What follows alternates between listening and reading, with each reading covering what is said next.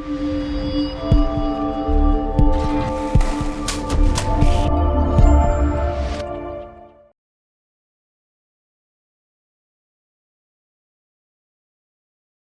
Viewers, welcome to proxy ज्ञान।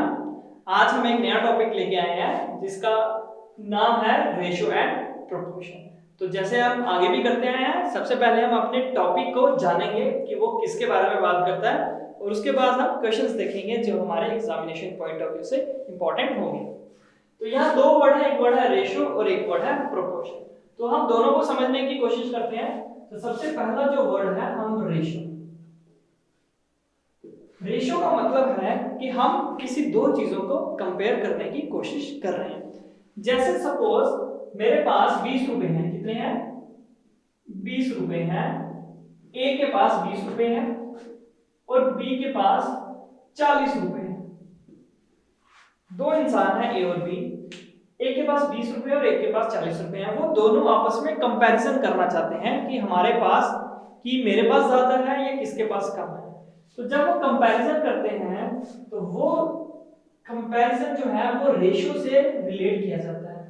उसको ऐसा लिखा जाता है ए, ये दो कॉलम डाले जाते हैं जिसको हम बोलते हैं रेशियो। तो हम देखते हैं ए रेशियो बी, ये किसके बराबर होता है? ए को बी से डिवाइड करते हैं। रेशियो मतलब ये साइन डॉट का, और जिसका मतलब होता है ए रेशियो बी का ए को बी से डिवाइड कर देना। ए की वैल्यू कितनी है? 20 और बी की वैल्यू कितनी है? 40। आप इन दोनों को काट सकते हैं बिल्कुल। 21 से 20, 22 से 40, 1/2। कहने का मतलब है दैट इज ये जो a रेशियो b आया वो कितना आया? 1/2। तो 1/2 का क्या मतलब है? 1:2 है ना। 1/2 मतलब पहले को पहले लिखो, बीच में रेशियो का साइन डाल दो, और a रेशियो b कितना आया? 1:2। यहां से आपको क्या पता चला? यहां से हमें ये पता चला ए के पास जो भी है बी के पास उससे वो डबल है। बी के पास उससे वो डबल है। देखो ना, ए के पास 1 था तो बी के पास कितना है? 2, मतलब उससे डबल है। यहां भी आप देखो, ए के पास 20 रुपए थे, बी के पास कितने हैं? 40। तो यहां से हमें क्या मिला कि बी के पास ए से डबल पैसे हैं। तो रेशियो यही कंपैरिजन करके हमें बताता है एक सिंपलीफाइड फॉर्म में कि दोनों चीजों के बीच क्या रिलेशन है। यहाँ 20 और 40 अमाउंट की तरह आप देख रहे हो, आप खुद देखना पड़ रहा है। एक के पास 20 है, एक के पास 40 है, क्या डबल है या नहीं, ये यहाँ से क्लियरली देखना पॉसिबल नहीं है। बट ये जो 1:2 है ये क्लियर है। इसके पास अगर 1 है तो इसके पास उससे 2 गुना है ना। A ratio B is 1:2। यहाँ से हमें ये नहीं पता चल रहा है A के पास कितना है, यहाँ से हमें ये पता चल रहा है A के पास जो भी है B के पास उससे वो डबल है। और यहां से हमें पता चल रहा है A के पास 20 रुपए और B के पास 40 रुपए। तो रेशियो हमें दो क्वांटिटीज, सिमिलर क्वांटिटीज के बीच में, अगर एक रुपीस की बात कर रही है तो दूसरे में भी रुपीस की बात होनी चाहिए। सिमिलर क्वांटिटीज को हम रिलेट करने की अगर कोशिश करते हैं तो वो होती है रेशियो। कैसे लिखते हैं? A ratio B. कैसे पढ़ते हैं? A ratio B. और ये किसके बराबर होता है? ए अपॉन बी के बराबर। ए अपॉन बी के बराबर। ठीक है, थोड़ा सा समझ आया? अच्छा, और आगे चलते हैं, एक क्वेश्चन देखते हैं, उसकी हेल्प से समझने की कोशिश करेंगे। ठीक है, आपके पास क्वेश्चन नंबर 1 है। एक ए है, ए 12 केजी है। ए कितना है? 12 केजी। और बी है 15 केजी। तो बोलता है find A ratio B. A ratio B find करके बताओ। दो चीजें हैं बिल्कुल, तो दोनों के बीच में कंपैरिजन कर सकते हैं? कर सकते हैं। क्या दोनों का यूनिट सेम है? पहले में अगर जिस चीज की बात हो रही है वो किलो में है तो दूसरी भी किलो में होनी चाहिए। अगर दोनों का यूनिट सेम है तो हम उनको कंपेयर कर सकते हैं। तो ए रेशियो बी, तो ए रेशियो बी का क्या मतलब है? ए अपॉन बी। तो ए कितना है? 12, बी कितना है? 15। क्या काट सकते हैं? बिल्कुल, 3 4 12, 3 5 50। ये बचा 4/5। क्या इसको और काट सकते हैं? नहीं, कोई भी नंबर नहीं है जिन दोनों को काटना है। तो 4/5 को क्या लिखेंगे? 4 रेशियो बी। तो देयरफॉर ए रेशियो बी क्या आ गया? 4 रेशियो 5। ए रेशियो बी क्या आ गया? 4 रेशियो 5। तो यही हमारा आंसर है कि हमने दोनों चीजों की रेशियो दोनों को कंपैरिजन। ठीक है, समझ आया? तो अगर आपके पास दो नंबर दिए हैं, दो क्वांटिटीज दी हैं सिमिलर यूनिट्स की, तो उनको हम उनकी रेशियो कैसे निकाल सकते हैं। अब क्वेश्चन नंबर 2 देखिए, suppose A is equals to 10 kg and B is equals to 5 liter, find A ratio B। अब आपको क्वेश्चन थोड़ा सा चेंज कर दिया, question number 2 A ratio B निकालनी है। ठीक है, हमने कहा अगर दो चीजें हैं तो हम उनको कंपेयर कर सकते हैं, बट एक चीज और कही कि वो दोनों क्वांटिटीज का यूनिट्स सेम होना चाहिए। यहाँ पे पहली चीज किलो में है और दूसरी चीज लीटर में है, तो इसलिए दोनों का कंपैरिजन पॉसिबल नहीं है। कंपैरिजन उसी को कहा जाता है जो सेम चीज होती है। जैसे अगर क्रिकेट मैच में किसी ने 10 रन मारे और किसी ने 20 रन मारे, तो हम बोलेंगे हाँ 20 रन मारने वाला ज्यादा अच्छा है। अच्छा, क्रिकेट में किसी ने 10 रन मारे और फुटबॉल में किसी ने 2 गोल मारे, तो क्या हम उन दो प्लेयर्स की कंपैरिजन कर सकते हैं? नहीं, क्योंकि वो अलग अलग गेम खेल रहे हैं, हम उन दोनों को कैसे कंपेयर कर सकते हैं? वैसे ही बात यहाँ पे है, दोनों का यूनिट सेम होना चाहिए। तो यहाँ पे लिखेंगे ratio can not be defined, it is not possible to find A ratio B. ठीक है, समझ आ गया? तो पहले हम रेशियो पे फोकस करेंगे, फिर हम प्रोपोर्शन पे भी जाएंगे। ठीक है, अब ये जो रेशियो है ना, रेशियो ए रेशियो बी, जिसको हम लिख रहे हैं ए अपॉन बी, इसमें जो ए है ना, जो ऊपर लिखा गया है, जो ऊपर ए, जो कि न्यूमरेटर में है, ये वर्ड आप सीख चुके हो न्यूमरेटर, यहां पे उसको बोला जाता है रेशियो एंड प्रोपोर्शन में एंटीसीडेंट, एंटीसीडेंट। और ये जो आपका बी है डिनोमिनेटर में, कहां पे? डिनोमिनेटर में जो नीचे लिखा गया है, इसको बोलते हैं कॉन्सिक्वेंट। इसको क्या बोलते हैं? कॉन्सिक्वेंट। ठीक है, ये जो दो वर्ड है ये आपने याद रखने हैं, क्योंकि क्वेश्चन न्यूमरेटर और डिनोमिनेटर करके नहीं आएगा, ये मैंने आपको सिर्फ एक हिंट देने के लिए बताया। पेपर में पड़ेगा एंटीसीडेंट ये है, कॉन्सिक्वेंट ये है, और कुछ बताओ उनकी रेशियो क्या होगी। ठीक है, तो आपने ये याद रखना है कि रेशियो में जो ऊपर लिखा है उसको बोलते हैं एंटीसीडेंट, और जो नीचे लिखा गया है उसको बोलते हैं कॉन्सिक्वेंट। ये दो बातें आपने याद रखनी है। ठीक है, अच्छा, अगर आपके पास एक रेशियो दी हुई है 3 और 4, हमने फ्रैक्शंस में भी पढ़ा था इक्विवेलेंट फ्रैक्शन, अगर आपको याद हो, तो क्या आप मुझे बताइए, मैं इसको जैसे लिख सकता हूँ 6/8, क्या ये दोनों इक्वल हैं? क्या ये दोनों फ्रैक्शंस इक्विवेलेंट है या नहीं? हम ऑलरेडी पढ़ चुके हैं। तो अगर आप देखिए, तो यहाँ पे देखिए, इन दोनों को अगर मैं काटूं, ये दोनों कट सकते हैं बिल्कुल 2 की टेबल में, 2 3 6, 2 4 8, तो क्या 3/4 वापस आ गया? आ गया, इसका मतलब ये बराबर है। बट यहाँ आपने ये कैसे चीज फाइंड आउट करनी है? आपने कैसे फाइंड आउट करनी है? आपने देखना है कि ये जो 6 है, ये जो 6 है, 3 का 6 कैसे बनता है? 3 को 2 से मल्टीप्लाई करने पे 6 बना। तो जो नंबर ऊपर मल्टीप्लाई किया वही नंबर नीचे मल्टीप्लाई करना है। तो 4 को भी 2 से मल्टीप्लाई किया तो बन गया 8। अब कोई बोलता है नहीं 2 से नहीं, मैं इसको 3 से मल्टीप्लाई करता हूं, तो 3 को 3 से मल्टीप्लाई करेंगे बनेगा 9। अगर एंटीसीडेंट को 3 से मल्टीप्लाई किया है तो कॉन्सिक्वेंट को भी 3 से मल्टीप्लाई करना पड़ेगा, और वो बन जाएगा 3 4 12। ये तीनों इक्वल हैं। यहां से हम ये सीखने की कोशिश कर रहे हैं, अगर हमारे पास एक रेशियो है, हम उसमें से काट भी सकते हैं, और उस रेशियो को ऊपर और नीचे वाले नंबर को अगर मल्टीप्लाई करना पड़े तो सेम नंबर से मल्टीप्लाई करें। ठीक है, सेम नंबर से मल्टीप्लाई करें, जो ऊपर मल्टीप्लाई किया वही नीचे मल्टीप्लाई करना है। ठीक है, तो नेक्स्ट क्वेश्चन अगर आप देखिए हमारा क्वेश्चन नंबर 3, क्वेश्चन नंबर 3 कहता है इन अ रेशियो, एक आपको रेशियो दी हुई है, इन अ रेशियो 7:8, ये रेशियो है। इफ एंटीसीडेंट इज 35, 21 ले लीजिए, 21, then what is consequent? What is consequent? इस क्वेश्चन में जाने से पहले एक बात मैं और क्लियर कर दूं, अगर आपके पास एक नंबर ए है और एक नंबर बी है, और इन दोनों की रेशियो क्या है? 3:1:2 सिंपल लेता हूं। तो क्या हम यहां से बोल सकते हैं पहला नंबर ए जो है वो 1 होगा और दूसरा नंबर बी 2 होगा। a/b का मतलब a बटा b और 1/2 का मतलब 1/2। अगर a/b इज इक्वल्स टू 1/2 है, क्या आप बोल सकते हो यहां से a जो है वो 1 है, b जो है वो 2 है।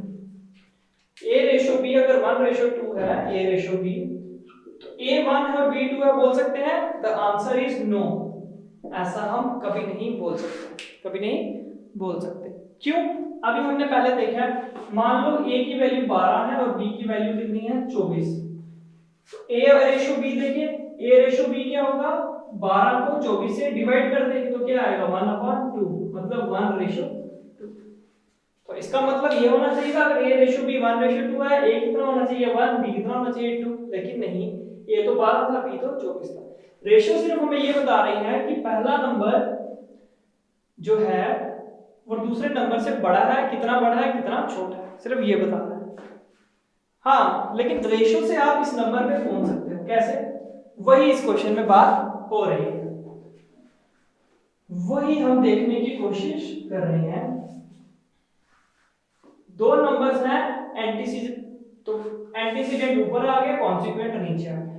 तो बोलता है एंटीसीडेंट और कॉन्सिक्वेंट की रेशियो कितनी है 7:8। ठीक है, लेकिन आपको कहता है जो एंटीसीडेंट है वो कितना है, जो ऊपर वाला नंबर है वो 21 है। कितना है 21। तो बताओ कॉन्सिक्वेंट कितना हुआ होगा।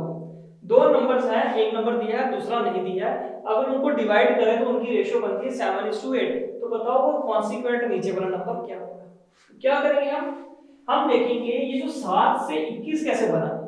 7 से 21 कैसे बना, 7 से 21 बना 3 से मल्टीप्लाई करके, 3 से मल्टीप्लाई करके। तो मैंने आपको कहा जिस नंबर से ऊपर मल्टीप्लाई करना है हमेशा उसी नंबर से नीचे मल्टीप्लाई करना है। तो 8 को भी 3 से मल्टीप्लाई करो तो वो क्या आएगा 24। क्या आएगा 24। ये आपका क्या हुआ, ये हुआ आपका कॉन्सिक्वेंट। नीचे वाला क्या होता है कॉन्सिक्वेंट ही होता है, तो वो कितना आएगा 24।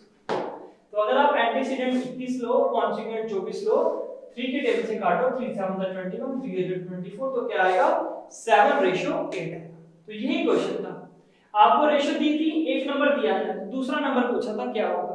तो हमने क्या देखा कि पहले ये जो ऊपर वाला नंबर है इसको किससे मल्टीप्लाई करें 21 बनेगा। तो हमने देखा 7 3 21, तो हमने नीचे वाले नंबर को भी 3 से मल्टीप्लाई किया, तो हमें क्या मिल गया, हमारा कॉन्सिक्वेंट मिल गया। तो वैसे ही अगर यहाँ पे उल्टा होता, मान लो 7/8 होता, एक नया क्वेश्चन है और आपको दिया होगा कॉन्सिक्वेंट कितना है 32, तो बताओ एंटीसीडेंट कितना होगा। अब ये दिया है ये बताना है, तो हम देखेंगे 8 से 32 कैसे बना। 8 को 4 से मल्टीप्लाई करेंगे तो 32 बनेगा, तो इसका मतलब ऊपर वाले को भी 4 से मल्टीप्लाई करना है, तो वो कितना बन जाएगा 28। तो एंटीसीडेंट कितना हो गया 28। ठीक है, समझ आ गया, वेरी गुड। बस इजी से हम समझेंगे, ध्यान से समझेंगे, फोकस करेंगे, सॉल्व करेंगे, जो जो मैं पढ़ा रहा हूँ वो साथ साथ में लिखते जाएंगे, कॉपी बनाएंगे, तो रिवीजन में भी हेल्प होगी और क्वेश्चन भी अच्छे से समझ आएगा। अब हम पढ़ते हैं एक कुछ नया थोड़ा सा, डुप्लीकेट रेशियो। क्या डुप्लीकेट रेशियो। अगर आपको एक रेशियो दी हुई है a:b और पूछे इसका डुप्लीकेट क्या होगा, तो इसका डुप्लीकेट क्या होगा, तो बहुत ही सिंपल सा है, कुछ नहीं, तो क्या लिखेंगे duplicate ratio of a/b is, क्या करेंगे डुप्लीकेट में इन दोनों का स्क्वायर कर देंगे, पहले का स्क्वायर और दूसरे का, तो ये हमें क्या मिल जाएगा a/b का डुप्लीकेट। क्वेश्चन कैसे आएगा, क्वेश्चन नंबर आप लिखिए ना, जैसा अभी क्वेश्चन नंबर 4 मान लीजिए, फाइंड डुप्लीकेट ऑफ, रेशियो लिखे या ना लिखे लिख लेते हैं, फाइंड डुप्लीकेट रेशियो ऑफ 2:3। तो 2:3 का डुप्लीकेट क्या होगा, क्या होगा, हमें क्या करना है पहले नंबर का स्क्वायर 2 का स्क्वायर और दूसरे नंबर का स्क्वायर 3 का स्क्वायर, ये किसके बराबर है? 2 का स्क्वायर है 4, 3 का स्क्वायर है 9। तो क्या आ गया हमारे पास 4:9। क्या करना? डुप्लीकेट रेशियो पूछे जब भी पहले का स्क्वायर और दूसरे का स्क्वायर, तो ये हमें मिल गया डुप्लीकेट रेशियो। समझ आया? इजी है। और नेक्स्ट जो है वो है सब डुप्लीकेट रेशियो। सब डुप्लीकेट रेशियो ये क्या होती है? अगर आपको एक रेशियो दिया हुआ है तो उसका सब डुप्लीकेट क्या होगा? जो नंबर है पहले उसका स्क्वायर किया था ना डुप्लीकेट में, अब सब लग गया, अब उसका कर देंगे अंडर रूट।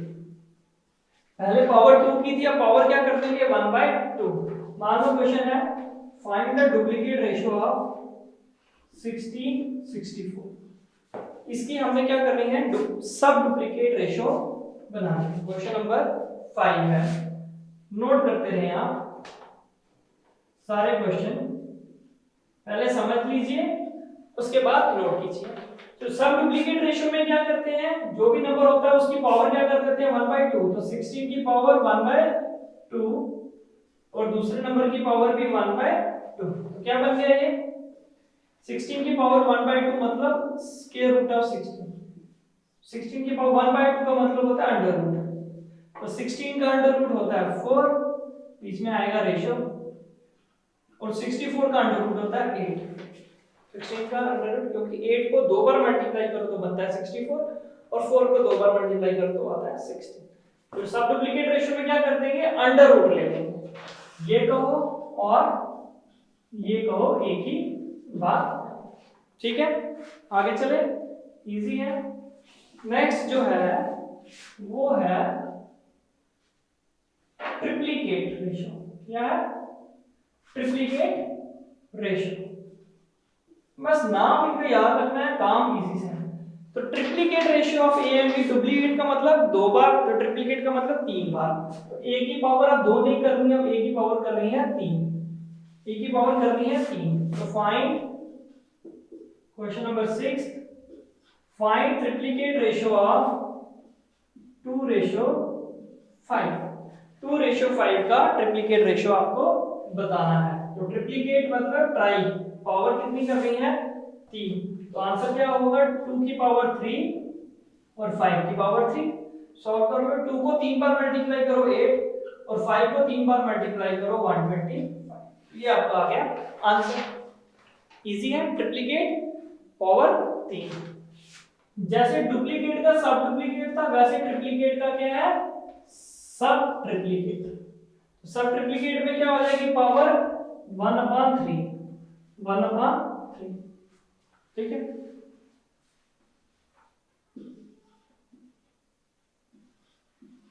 तो find the question number 7, find सब ट्रिप्लीकेट रेशियो ऑफ 8:64।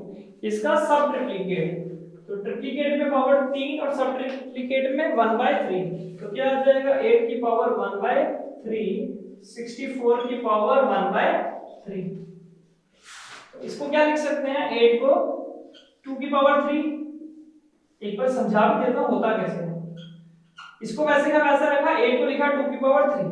64 का लिख सकते हैं 4 की पावर 3। 4 4 तो 64 तो 64। ये 3 और 3 हो जाएंगे कैंसिल, बचेगा 2, और 3 और 3 हो जाएंगे कैंसिल, बचेगा 4। या डायरेक्ट देख सकते हो 8 की पावर 1/3, 2 को 3 बार मल्टीप्लाई करें तो 8 आता है, इसलिए यहाँ पे आया 2। और 64 का क्यूब रूट, ये बोलते हैं 8 का क्यूब रूट है 2 और 64 का क्यूब रूट है 4। वो कैसे निकला? 8 को लिख दिया 2 की पावर 3, इसको लिख दिया 3 की पावर 3। ये 3 और 3, ये 3 और 3 जो है आपस में डिवाइड हो रहे हैं, कैंसिल आएंगे 1, बचा 1। 3 और 3 डिवाइड हो रहे हैं, आपस में पावर आ रही है 1। तो 1 लिखें या ना लिखें एक ही बात है पावर। तो आंसर क्या आ गया 2:4।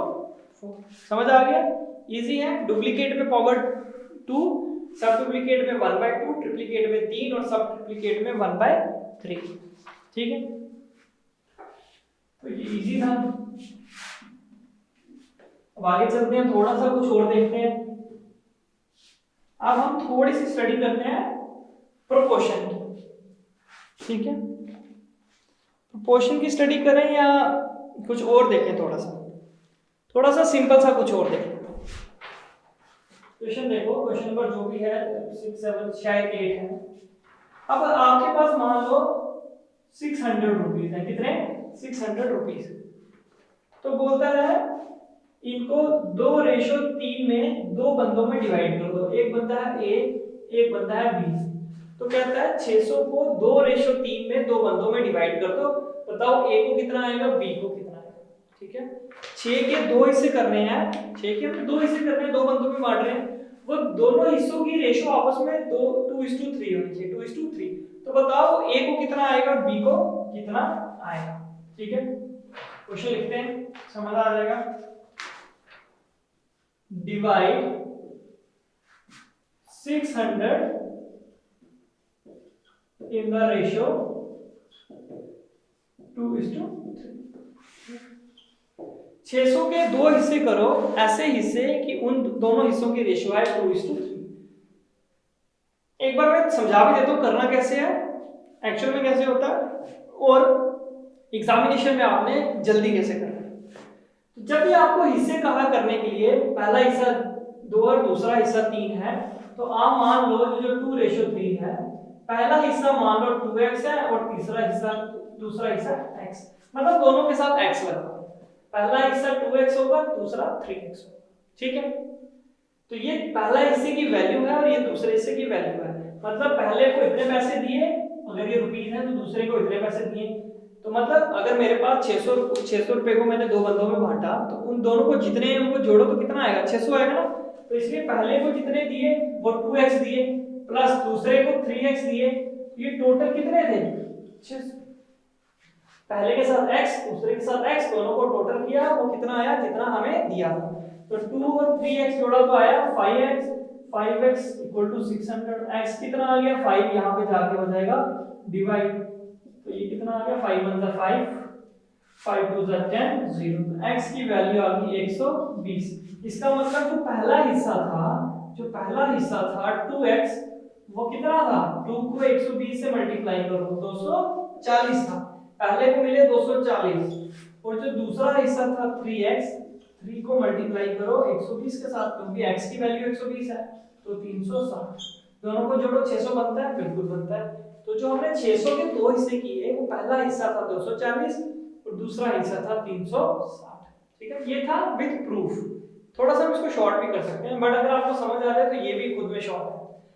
जितने भी हिस्से किए हैं उनको x लगा दो, और इसके इतने हिस्से किए इसलिए उनको जोड़ा, तो जोड़ के 600 बनना चाहिए। x की वैल्यू निकाली, x की वैल्यू यहां डाली, तो पहला नंबर बन गया 240 और दूसरा नंबर बन गया 360। ठीक है, समझ आ गया। अब इसका शॉर्टकट कैसे है वो देखते हैं। शॉर्टकट भी यहीं से बना। तो जब भी किसी अमाउंट या किसी चीज के दो हिस्से किए गए हैं, तो बताओ दोनों हिस्से कितने होंगे जिनकी रेशियो इतनी बनी। तो क्या करेंगे, इन दोनों को जोड़ दो, 2 + 3। तो ये जो 2 + 3 होगा, ये जो 2 + 3 होगा, ये किसको की बात कर रहा होगा, इसकी बात कर रहा होगा 600। दोनों को जोड़ा तो ये किसकी बात कर रहा है, 600। तो 2 + 3 कितना आया, 5। इसका मतलब 5 किसको 5 की बात हो रही है 600 के साथ। तो 5 को इधर ले जाओ 1 से, तो 5 को डिवाइड करेंगे तो कितना आएगा, मतलब यहाँ पे लेंगे 5 से डिवाइड किया तो 1 का मतलब कितना आ गया, 120। इसका मतलब 1 120 के बराबर है। तो हमारे पास पहला हिस्सा 1 नहीं है, 2 है। तो 1 का 2 कैसे बनेगा, 2 से मल्टीप्लाई करके बनाना है। तो 1 को 2 बनाने के लिए क्या करना है, 2 से मल्टीप्लाई। तो 2 किसके बराबर होगा, यहाँ 2 से मल्टीप्लाई किया तो यहाँ भी 2 से मल्टीप्लाई करो, बना 240। 3 किसके बराबर होगा, अगर 1 120 के बराबर है एक हिस्सा, तो 3 हिस्से किसके बराबर होंगे, 3 से मल्टीप्लाई कर लेंगे तो 360। समझ आया। जो हमने 600 के दो हिस्से किए हैं उनको जोड़ा, वो जोड़ 600 के बराबर आना चाहिए। मतलब 5 600 के बराबर है, मतलब 5 चीजें मान लो 600 के बराबर है। एक हिस्सा किसके बराबर है, 120। अगर एक हिस्सा 120 के बराबर है तो दो हिस्से कितने के बराबर होंगे, तो 120 जमा 120 240। और एक हिस्सा अगर 120 के बराबर है तो तीन हिस्से कितने होंगे, तो तीन हिस्से 360 के बराबर होंगे, 3 गुना हो जाएंगे ना। समझ आया, इजी है। एक और देख लो, दोनों में से जो मेथड पसंद आए वो देखते हैं। क्वेश्चन नंबर 9, क्वेश्चन नंबर 9 देख लो। मान लो आपके पास अब है,